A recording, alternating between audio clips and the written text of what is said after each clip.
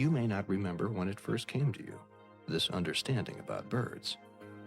It may have been on a backpacking trek in the Rockies, or that canoe trip up in Canada. It may have been watching a loon on a lake, or woodpecker in a pine. It may have come from watching pigeons in the city park, or like so many of us, it may have been in our own backyard. Exactly where and how it happened doesn't really matter, but somehow, somewhere, we came to understand that birds have a message for us. The message is signed Ma Nature, and it may have a different meaning for each of us. Many of us want our life to be a bit closer to nature. No, we don't want to leave our home and live in the wilderness or anything like that. Just the opposite. We want our home and yard to be open to what nature might bring to us. Pulitzer Prize-winning poet Gary Snyder wrote, "Nature is not a place to visit, it is home.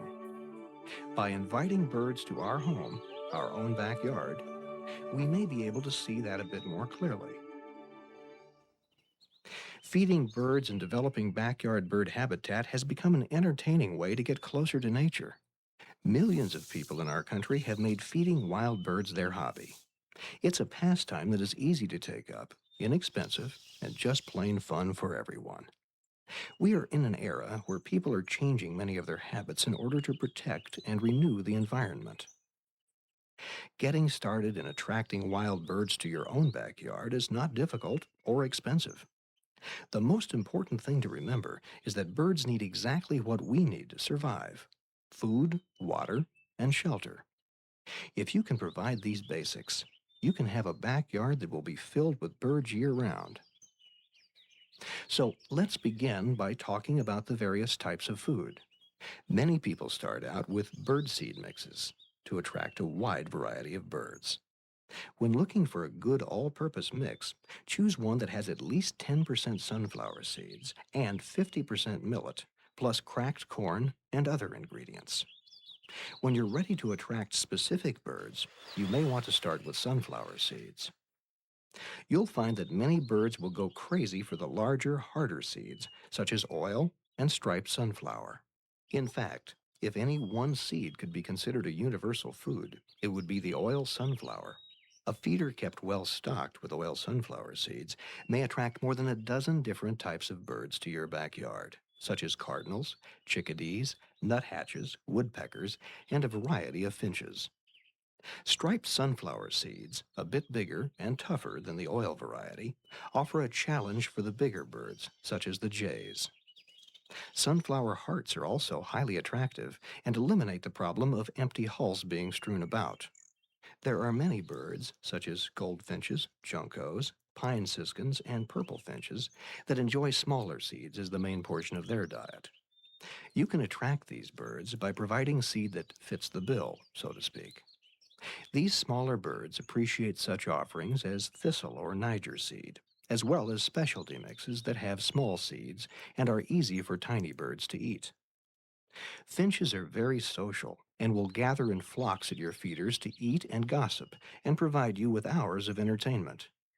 You'll get to recognize their individuality and check out the personality dynamics of the group. You will also find that they are less afraid of humans than many other birds and will often let you get relatively close. Another category of bird that you may want to consider are those that are particularly fond of fruit. This group includes such migratory birds as the scarlet tanager and the northern oriole. By putting out a seed mixture that includes raisins, cherries, apples, nuts, and berries, you should be able to entice these somewhat wary birds to your backyard feeding stations. You can add to the temptation by putting an orange half in a tree near the feeder. You'll find that suet is a perfect food for attracting woodpeckers, and it's about as easy as it gets. Suet is simply beef fat, and it can be served up in anything from a simple mesh bag hung in a tree to more commercial but still very simple wire feeders. Besides woodpeckers, you'll find that chickadees, nuthatches, and mockingbirds enjoy the variety that suet allows in their diet. You can also buy specially formulated suet dough cakes. These are particularly good for summer feeding since they have less of a tendency to melt in warm weather. One type of bird many people want to have in their backyard habitat is the hummingbird. They are so tiny and delicate and come in such a variety of colors. There are more than 300 species of hummingbird in the world, 16 of which can be found in North America. Hummingbirds love a rich, sweet nectar-like liquid food. You can purchase it commercially or make your own by adding 1 part granulated sugar to 4 parts boiling water. Cool the liquid, and it's ready to use in a feeding bottle or any of the many commercially available hummingbird feeders. You'll notice that many of these feeders are bright red. Hummingbirds are attracted to the colors of some of their favorite flowers: red, pink, and orange. One other food that should be considered is cracked corn. This inexpensive food will attract blue jays, mourning doves, and other wildlife such as rabbits and chipmunks, which are always fun to have in your backyard. All you need is a very simple ground feeder. And as long as we've brought the subject up, what about bird feeders? What are the best type for each type of food? That depends. For instance, some birds like a more solid area to perch on, while some have no problem perching on a feeder dangling from a bough in the breeze. There seem to be almost as many types of bird feeders as there are birds. The choices may seem a bit confusing, but we can simplify that. There are few hard and fast rules, so often it boils down to a matter of your own aesthetics and preferences. One of the most common is the simple platform feeder. You can feed almost any type of seed in these feeders, and they will be used by a large variety of birds, such as chickadees, cardinals, and grosbeaks. Platform feeders are very easy to make. You must remember, however, to put in drainage holes and preferably a roof to protect the seed from the elements. Wet seed can mildew and become useless. A platform feeder can hang from a branch or be put on a sturdy pole. They are very easy to fill. You just pour seed into the tray. Another popular type of feeder is the hopper feeder. It provides a constant supply of seeds that is delivered to the feeding platform by gravity. This is an excellent feeder for sunflower seeds and will be attractive to a wide variety of backyard birds. Hopper feeders can be pole-mounted or hung from tree branches. They are perhaps the most common type of feeder available. If you plan to feed small seeds, such as Niger or millet seed, a tube type of feeder is particularly desirable. The tube is filled with seed, and the birds perch at a series of holes along the length of the tube. You can get tube feeders that feature holes large enough to feed sunflower and other large seeds. But you can also get them with tiny holes specially designed for the smaller seed. For some birds, you will find that there is nothing simpler and more effective than the ground feeder we've mentioned.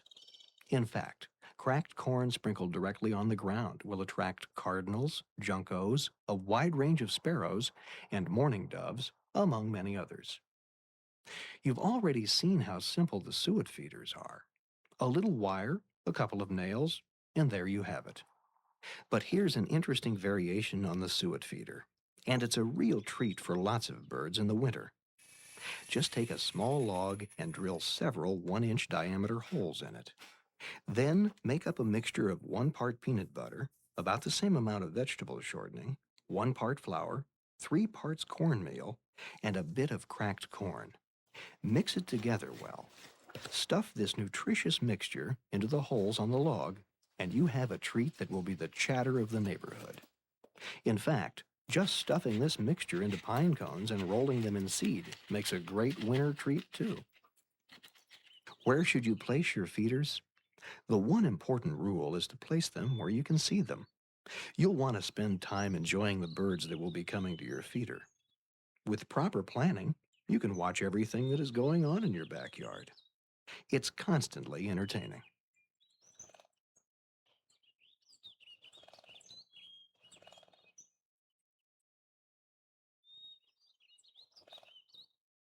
In general, you will want your feeders to be near trees or some other form of natural cover. Wary birds might want to perch in the cover and watch for a while to make sure the feeder is safe. They may also need the cover in the event a predator shows up at the feeder. If you've got a lot of windows near your feeding area, you might want to consider pasting silhouettes of hawks in a few spots to keep your backyard birds from flying into your windows. It's simple, and it works. Well, we've already talked about food and a bit about cover, but an extremely important element, and one that is often overlooked, is providing water. Birds need water to drink and to bathe. Their feathers must be cleaned and groomed to provide them proper protection. There are times when water is more scarce than food, so providing a supply of fresh water may be as important as putting out seed. Also, there are some birds that are simply not interested in the food you have for them, but they can't resist a drink of water or a dip in the pool. By having a reliable source of fresh water available, you may find that the variety of birds in your backyard increases as well as the number. How do you provide water? It's quite easy, but you should follow some simple guidelines. The bird bath should be shallow, no more than 3 inches at its deepest.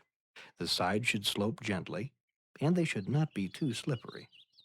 Water should be clean. Don't add chemicals or coloring. You should clean the bird bath regularly and be sure the water is fresh daily. There are many ways to make a bird bath. Anything that meets the few guidelines we've established will do.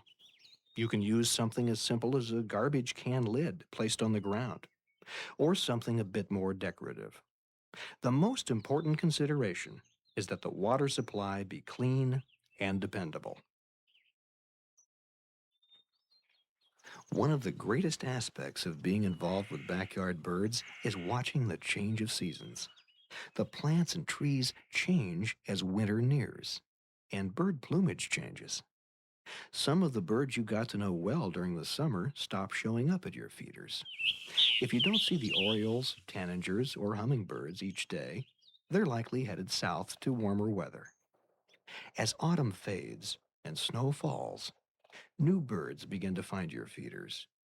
In many parts of the country, winter is seen as a colorless and rather bleak season.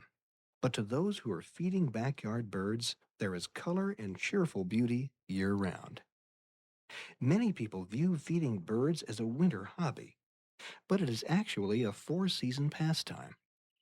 Though the demand for food may not be as great in the late spring and summer, feeding all year will keep birds coming regularly to your backyard. Water, of course, is crucial all year round. In the summer, watering spots to which the birds have become accustomed may dry up, leaving them no safe place to drink and bathe.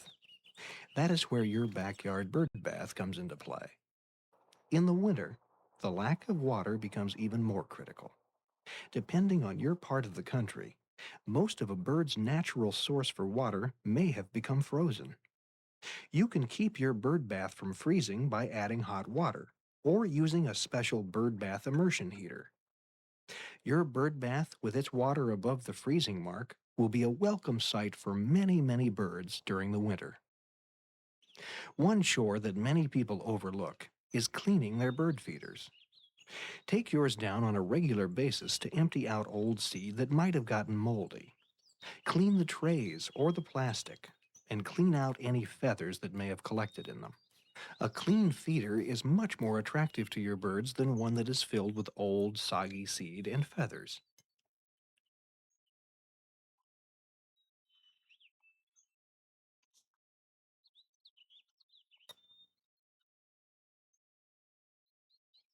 Everyone who feeds wild birds will face a critical question at some point. What do I do about squirrels and undesirable birds? On one hand, we must realize that they are part of nature and are only doing their best to survive. We have to face the fact that they are only undesirable in our own minds. Nature didn't create undesirable anything. Still, when you would like to attract finches and cardinals, you can't do that if squirrels are monopolizing the feeders, eating all the food, and scaring the birds away. First of all, make sure your feeders are at least 5 or 6 feet off the ground. Anything less than that, and a determined squirrel might be able to jump up to your feeder. To keep squirrels off, You should also be at least 8 feet away from a tree trunk or limb that would provide access. If your feeder is hanging in a tree, you could try using a baffle, a sort of broad shield that sits above the bird feeder and makes it fairly inaccessible. If your feeder is on a pole, a baffle placed about 5 feet up the pole may discourage squirrels. You should also know that squirrels will gnaw away at the opening of small thistle-type feeders and steal your expensive Niger seed. The best way to prevent that is invest in a tube-type feeder that has metal-reinforced seed holes. Some of these actually come with squirrel-proof guarantees. No squirrel proofing is perfect, and you may decide that it is better to appease them than to fight them.